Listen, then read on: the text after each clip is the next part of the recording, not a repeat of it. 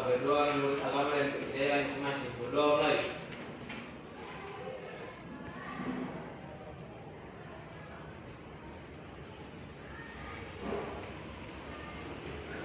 Berdoa selesai. Selanjutnya yang mau absensi dulu.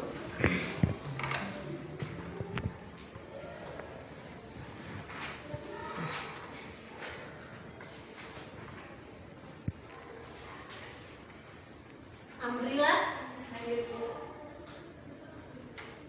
Dinda, Erna Moni, Ersal, ketua kelas. Hari ini yang tidak hadir siapa? Semuanya hadir, Bu. Semuanya masih semangat? Masih, Bu. Masih semangat? Masih, Bu. Oke, kalau masih semangat, Ibu minta yang punya topi-topi masih ada di kepala silahkan lepas. Kemudian buku-buku di atas meja selain catatan kimia masukkan dalam tas lalu dimasukkan di bawah laci, silahkan. Kita masuk pada materi apa yang akan kita pelajari pada siang ini. Sebelumnya, Ibu ingin mereview kembali ingatan kalian tentang materi yang sebelumnya yang telah kita pelajari pada minggu kemarin. Ada yang masih ingat materi apa yang kita pelajari pada minggu kemarin? Teori asam dan basa dan apa lagi? Asam dan basa. Oke, berkaitan dengan ciri-ciri asam dan basa. Ada yang masih ingat ciri-ciri asam apa saja? Oke, silakan Dinda. Ketika dicicipi terasa asam, bila disentuh terasa kesat, dan pH Tersebut Ibu ingin kalian mengamati gambar yang ada pada layar. Gambarnya jelas? Jelas, Bu. Oke, perhatikan di gambar situ, gambar apa saja ada pada layar situ? Jeruk dan Jeruk dan HCl. Sekarang Ibu mau tanya, kira-kira jeruk dan HCl itu sifatnya asam atau basa? Asam. Oke, siapa yang bisa jelaskan ke Ibu bagaimana caranya kalian mengetahui jeruk itu dia asam?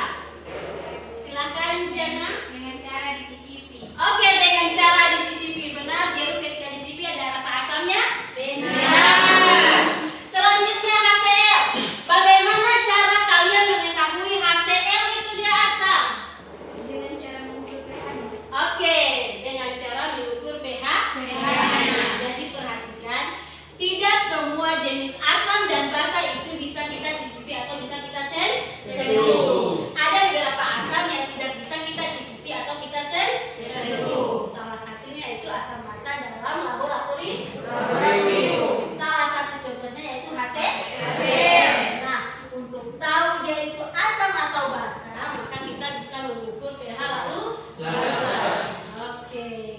Berkaitan dengan hal tersebut, maka materi yang akan kita pelajari pada siang ini yaitu indikator asam dan basa.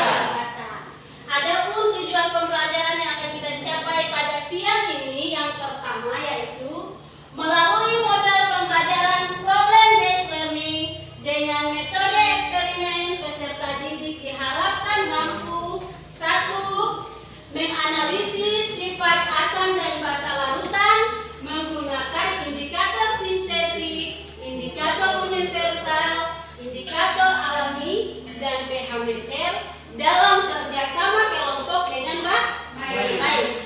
Yang kedua, mampu menganalisis kelebihan dan kekurangan indikator asam basa melalui praktikum dengan Tepat. Yang ketiga, merancang dan melakukan praktikum secara mandiri di dalam kelompok dengan penuh tanggung jawab. Sebelum kita masuk pada inti dari pembelajaran kita pada siang ini, Ibu ingin menguji kemampuan kalian terkait konsep yang akan kita pelajari pada siang ini. Untuk itu, ada tes awal yang harus kalian jawab. Oke. Perhatikan, waktu kalian untuk mengerjakan tes awal ini adalah 8 menit. Silakan. Iya, Bu.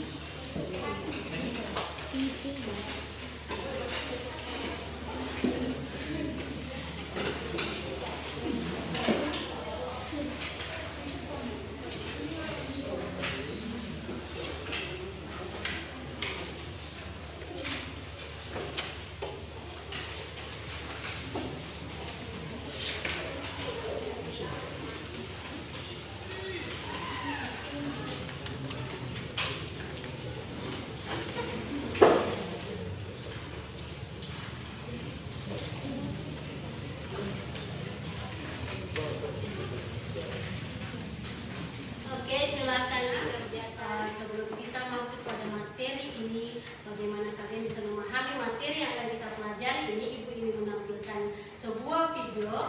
Untuk itu kalian simak baik-baik video berikut dengan baik. Masih bicara mengenai lingkungan, mayoritas sungai di Jakarta memiliki kualitas air yang tidak layak akibat pencemaran.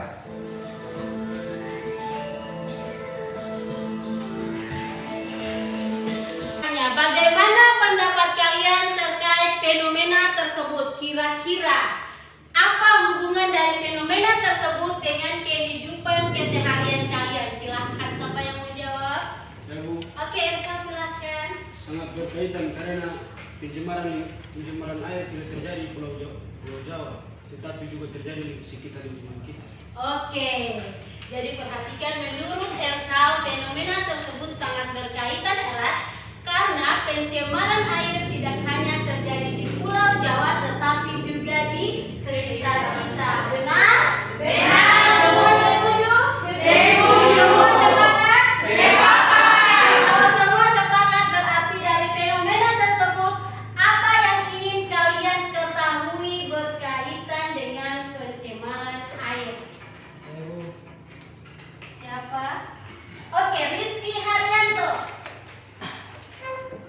Bagaimana ciri-ciri air yang tercemar? Oke, berarti rumusan masalah yang pertama yang akan kita selidiki adalah yang pertama bagaimana? Bagaimana ciri-ciri air yang tercemar?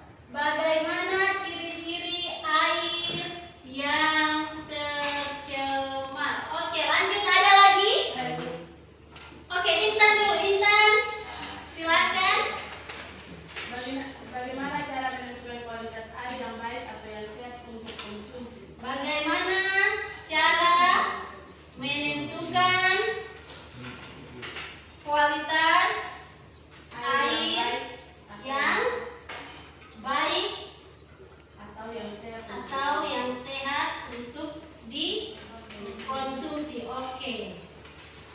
Lanjut, tadi siapa yang katakan? Pilkum, silakan. Apa sajakah ciri-ciri air yang baik dikonsumsi? Apa sajakah ciri-ciri? Air yang baik dikonsumsi. Apa sajakah ciri-ciri air yang layak dikonsumsi? Oke, lanjut, ada lagi? Oke, untuk membahas keempat rumusan masalah yang sudah kalian buat secara bersama ini, Ibu akan membagikan kalian menjadi 4 kelompok sesuai dengan kelompok yang sudah Ibu kabari untuk ketua kelas. Sudah tak? Sudah. Oke, silakan duduk di kelompoknya masing-masing.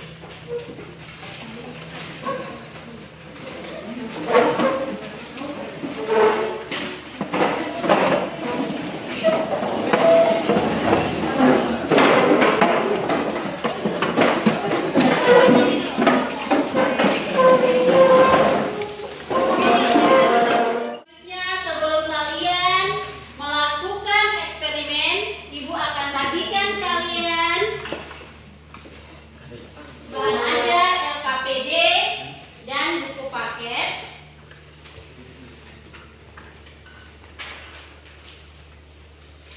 Kelompok 1 mana? Oke, kelompok 2.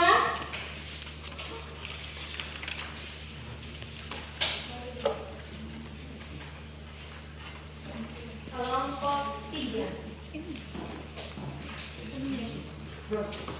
Kelompok 4. Kemudian yang kelompok 1 mana? Kelompok 1. Oke, kelompok 1 akan membahas rumusan masalah bagaimana cara menentukan kualitas air yang baik atau sehat untuk dikonsumsi. Silakan ditulis di rumusan masalahnya di situ. Kelompok 1 akan membahas tentang bagaimana cara menentukan kualitas air yang baik atau sehat untuk dikonsumsi. Perhatikan standar yang kita mau cari tahu ini adalah standar air minum. Dikonsumsi dalam hal ini yaitu untuk diminum. Paham? Oke, kelompok 2 mana? Oke, kelompok 2 akan membahas tentang apa yang menyebabkan terjadinya pencemaran air. Sudah?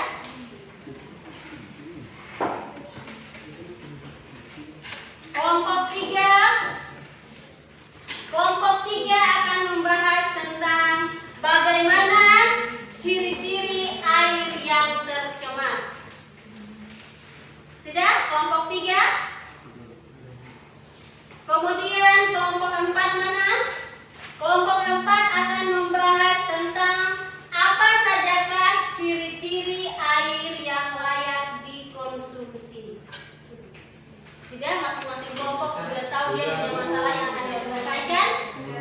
Ya.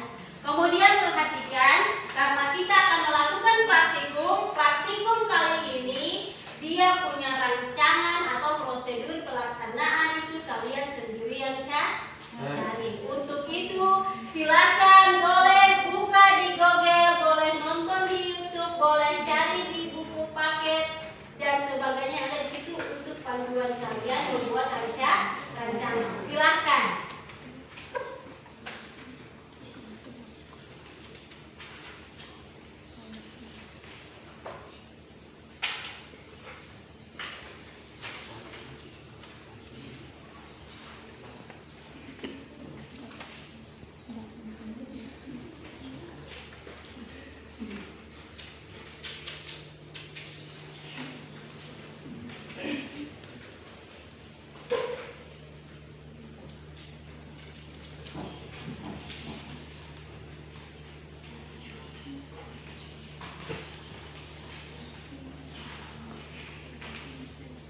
Alat dan bahan sudah ditulis. Rancangan sedang dalam proses.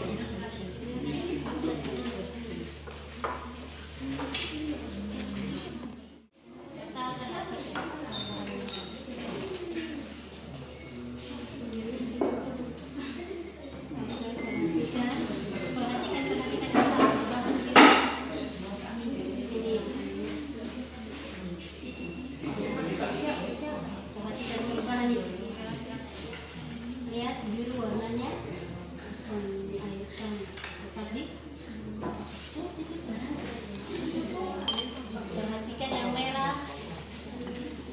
Tetap gitu cara isinya. Lihat ke sini belakang sini tajam sudah merah. Selanjutnya ini air apa? Kapur. Oke, kapur yang ini kan berarti merah jadi oke. Bilang air kapur. Kedua air kapur. Oke, begitu selanjutnya bisa sampai yang lain supaya yang satu habis baru satu. Bisa tak? Diskusikan dengan teman-teman kelompok kalian cari terkait rumusan masalah yang akan dibahas.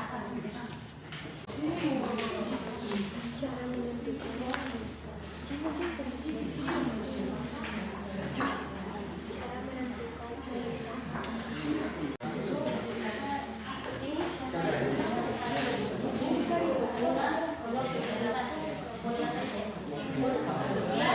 Oke.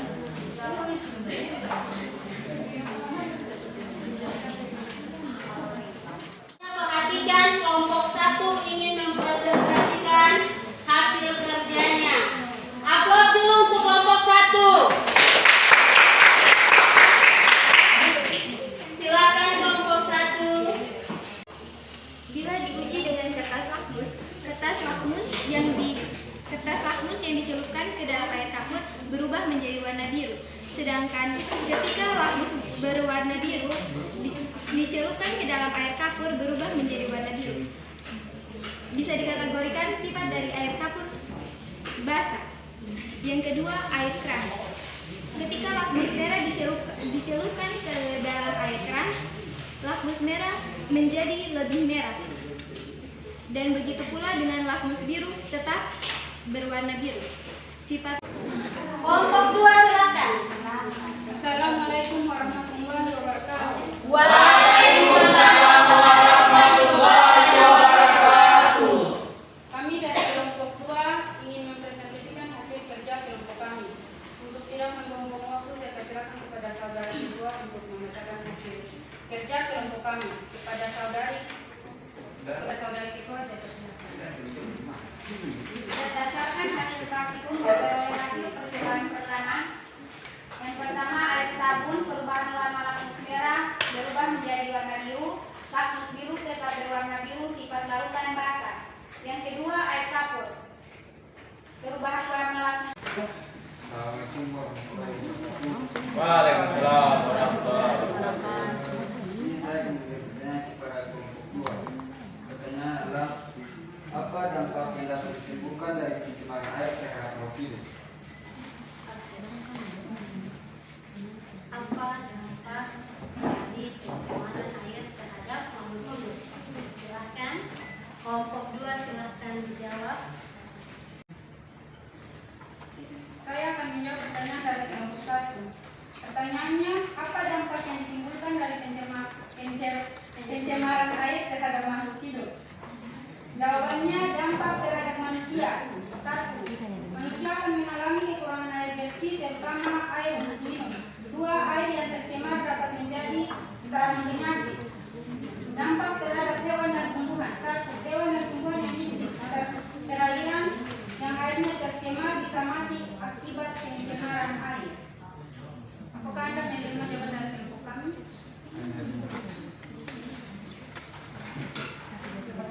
Apakah ada pertanyaan dari kelompok lain? Tidak.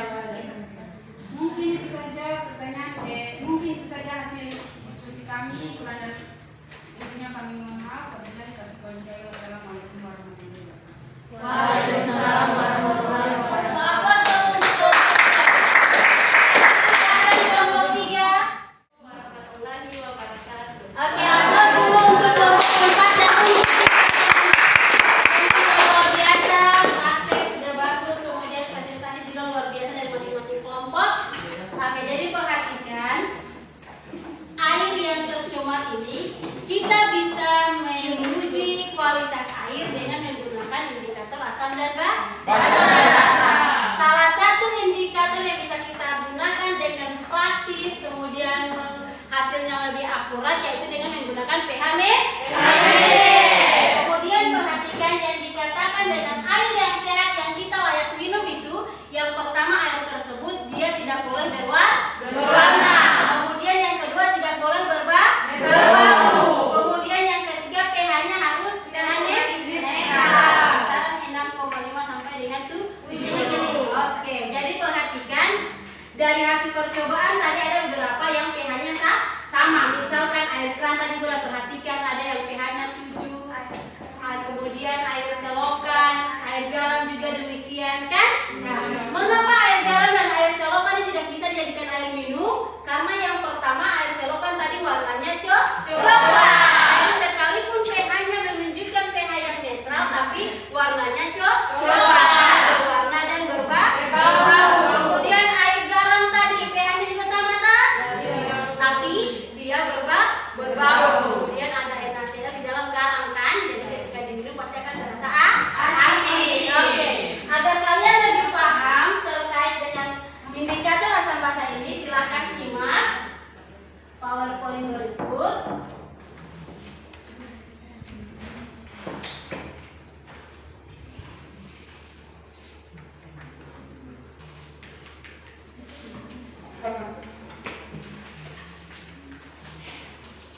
Jelas?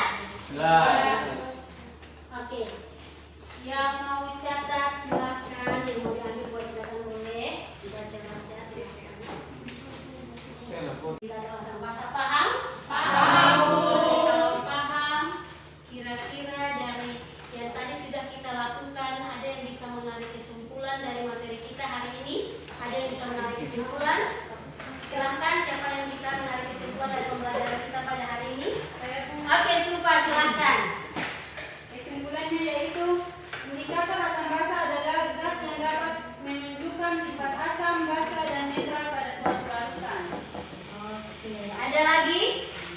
Oke, Dahlia silahkan. Zat asam merupakan zat yang menghasilkan ion H+. pH-nya turun dari 7, sedangkan massa merupakan zat yang menghasilkan ion OH- dengan pH lebih dari 7. Saat menggunakan kertas lakmus, zat basa akan membirukan kertas lakmus yang berwarna merah, sedangkan zat asam akan memerahkan kertas lakmus yang berwarna biru. Oke. Semua sepakat dengan kesimpulan yang dibuat? Sepakat, Bu Benar. Oke, aplaus Pak Kakak Santana. Teman-teman kalian, Ibu minta yang ada buku-buku di atas meja semua dimasukkan di bawah laci, kemudian LKPD yang tadi dikumpulkan. Di atas meja hanya ada pena alat tulis, silahkan. Yang buku-buku semua LKPD bahan ajar semua dikumpulkan. Yang ada di atas meja hanya pena. Hanya pena.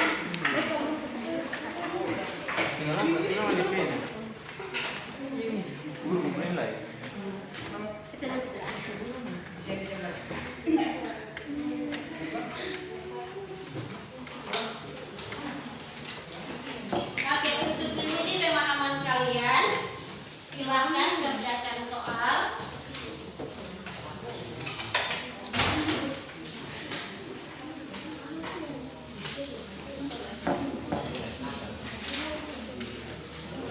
Jangan lupa tulis nama.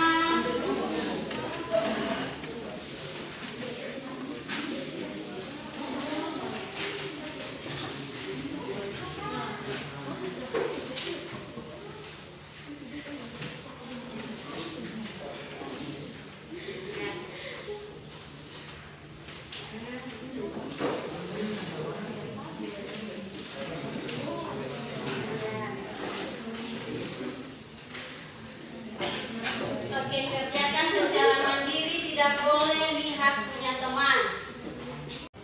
Jangan lupa tulis nama.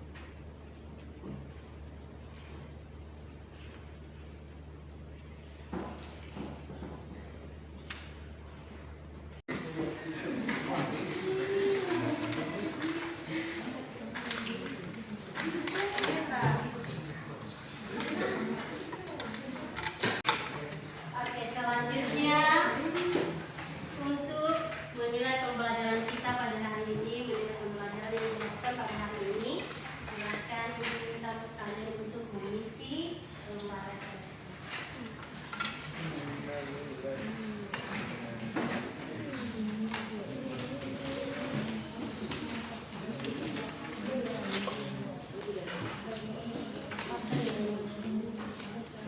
minggu depan kita pertemuan dengan materi berikut yaitu menghitung dinamik, menghitung nilai pH dan pH.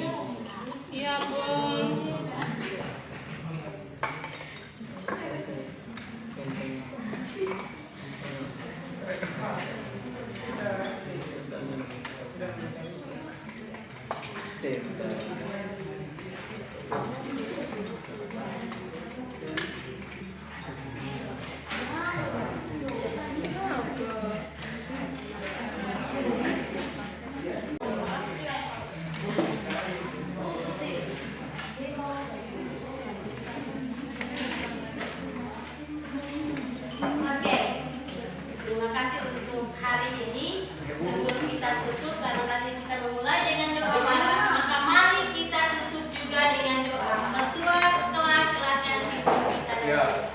Teman-teman, sebelum kita mengakhiri mata pelajaran hari ini, marilah kita berdoa. Berdoa menurut agama dan kepercayaan masing-masing. Doa mulai.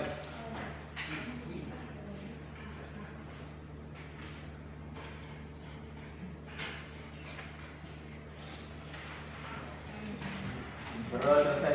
Oke, sampai ketemu lagi minggu depan dengan materi begitu PH dan PO.